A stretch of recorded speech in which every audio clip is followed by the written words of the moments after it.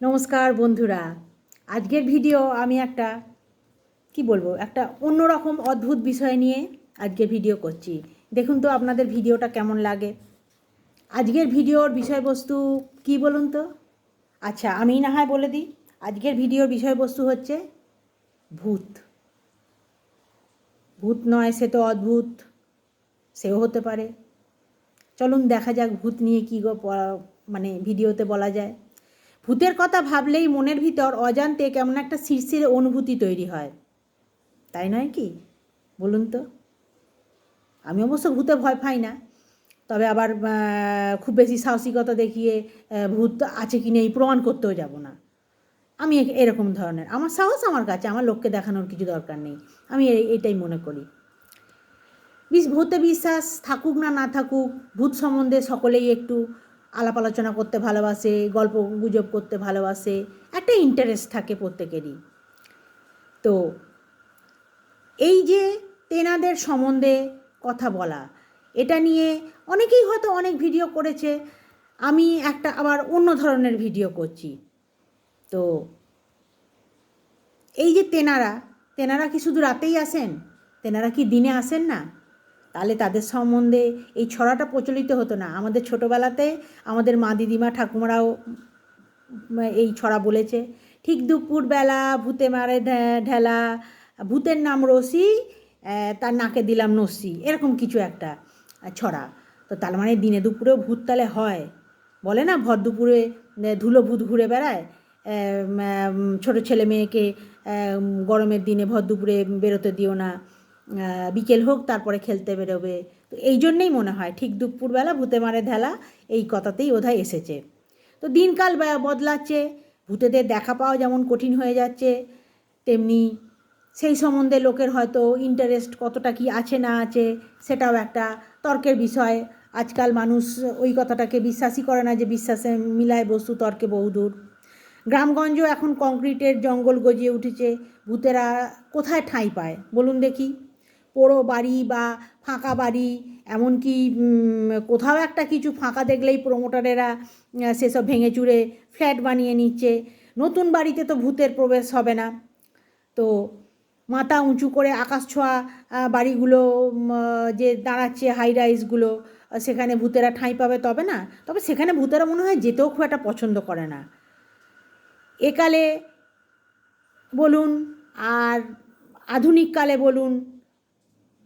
যে বাচ্চাদেরকে শৈশবে বা কৈশোরে যে ভূতের একটা গল্প পড়া, ভূতের বিষয়ে জানাশোনা করা, এই জায়গাটা অনেকটা অন্যরকম হয়ে গেছে। এখন ওই হরর সিরিজ হয়ে গেছে, হরর ফিল্ম, মানে আসল যে নিখাত ভূতের ব্যাপারটা, সেই জিনিসটা আমাদের দেশীয় কালচারে, লোকাচারে বা আমাদের দেশীয় যে ভূত সম্বন্ধে যে একটা ব্যাপার আছে, সেইটা মানুষের মন থেকে উঠে যাচ্ছে। ভূত এখন ওই সিরিজগুলোতে হয়ে যাচ্ছে, যেগুলো মানে কি বলবো, ভূত কতটা কি আছে না আছে সেগুলো দেখে যত উৎকট একটা ভীতি প্রদর্শনের ব্যাপার থাকে।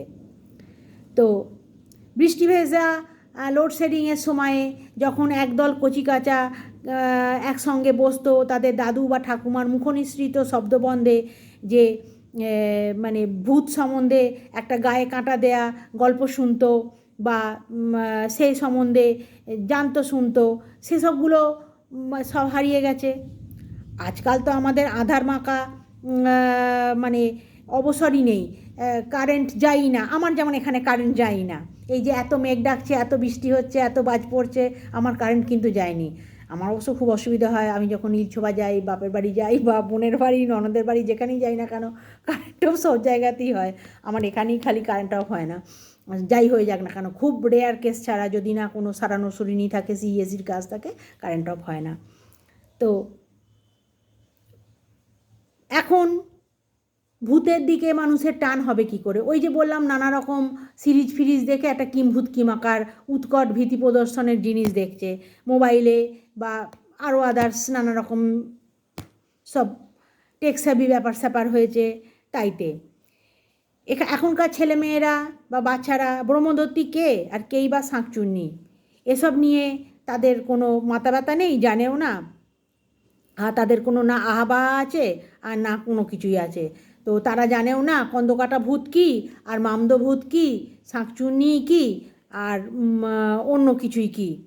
তো হাড় হিম করা ভূতের গল্প পড়ে কাটিয়ে ফেলেছে কত প্রজন্মের পর প্রজন্ম। যেমন আমি তো প্রচুর বই পড়েছি, ভূতের বইয়ের গল্পও পড়েছি বা সব রকমের গল্পই পড়েছি। আমি তো মানে কি বলবো, মানে বই পড়ে পড়ে আমি মানে বলতে পারবো না যে মানে গুণে শেষ করতে পারবো না কত বই পড়েছি। তো বছর 10 আগে পর্যন্ত এইসব জিনিসগুলো অনেকটা চল ছিল। ইদানিংকালে ওই সিনেমা বা সিরিজে ভূত দেখা ছাড়া আর কিছু মানে ব্যাপার নেই। ভূতের গল্পেতে আমাদের বাংলাতে মানে পুত্রসম হলো ভূত আর পেতনি হলো কন্যাসম। তো আমরা ছোটোবেলায় যখন ভয় পেয়েছি বা আমাদের গুরুজনেরা যারা নিছক ভয় কাটানোর জন্যেই কী বলতেন, শিখিয়ে দিতেন, ভূত আমার পুত, পেতনি আমার ঝি, রাম লক্ষ্মণ বুকে আছে, করবে আমার কি, এই ছড়াটা বললেই ভয় লাগবে না। এবং ছোটোবেলায় আমরাও হয়তো সেই নিয়ম মেনে সেই ভয় পেলে মন্ত্রটা বলেছি একদম ছোটোবেলাতে। যখন থেকে বুঝতে জানতে শিখেছি তখনকারের কথাটা আলাদা। তো আমাদের আজকের এই ভিডিওর মধ্যে একটি আবার বিশেষ অংশ নিয়ে আসব। আমরা সবাই জানি বিশ্বকবি রবীন্দ্রনাথ ঠাকুর, এটা বৈশাখ মাস, তার জন্ম মাস বিশ্বকবি রবীন্দ্রনাথ ঠাকুরের। তো আমাদের এই ভিডিওতে একটু বিশ্বকবি রবীন্দ্রনাথ ঠাকুরের কথা আলোচনা না করলে হয়তো ভিডিওটা অসম্পূর্ণ থেকে যাবে। তো সেই রবীন্দ্রনাথ ঠাকুরেরও কিন্তু ভূত সম্পর্কে দারুণ আগ্রহ ছিল, এটা আমরা জানতে পেরেছি। প্ল্যানচেটে তিনি ভীষণভাবে উৎসাহিত ছিলেন, এ তো সকলেরই জানা আছে। সুকুমার রায় তার অত্যন্ত প্রিয় এবং কাছের মানুষ ছিলেন। শোনা যায় জনশ্রুতিতে পুত্র সত্যজিৎকে শান্তিনিকেতনে পড়ানোর ইচ্ছে ছিল সুকুমার রায়ের। এই তথ্য প্ল্যানচেটের মাধ্যমেই রবি ঠাকুর জানতে পেরেছিলেন।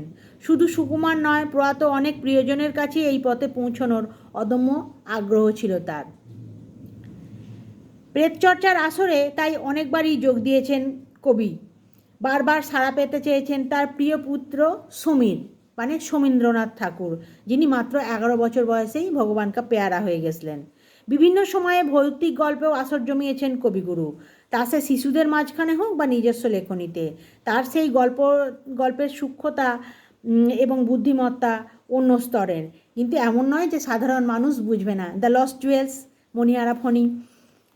তো ঠাকুরবাড়ির অন্তরে ভূতের গতিবিধি নিয়ে নিজের অভিজ্ঞতা তুলে ধরেছেন ছেলেবেলার রবি। শৈশবে পড়া থেকে ছুটি পেতে পেতে রাত 9টা বাজত। বালক রবির চোখ তখন ঘুমে ঢুলুঢুলু।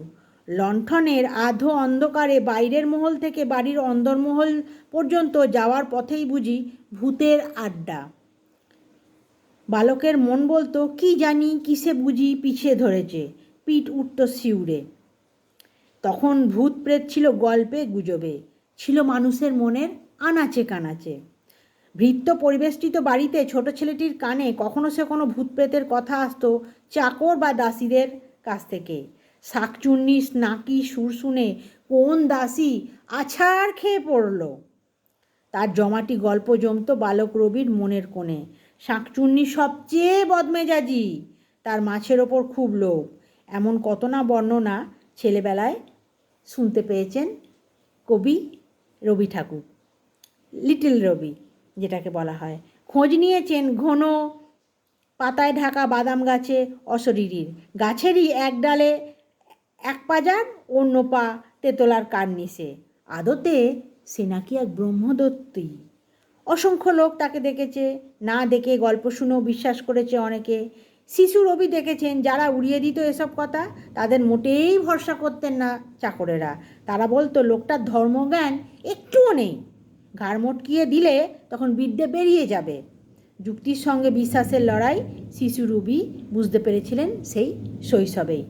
ভূতে বিশ্বাস থাক বা না থাক, এই সম্বন্ধে কৌতূহলটা থাক, এবং অবশ্যই গল্প পড়ার একটা অভ্যাস তৈরি হোক।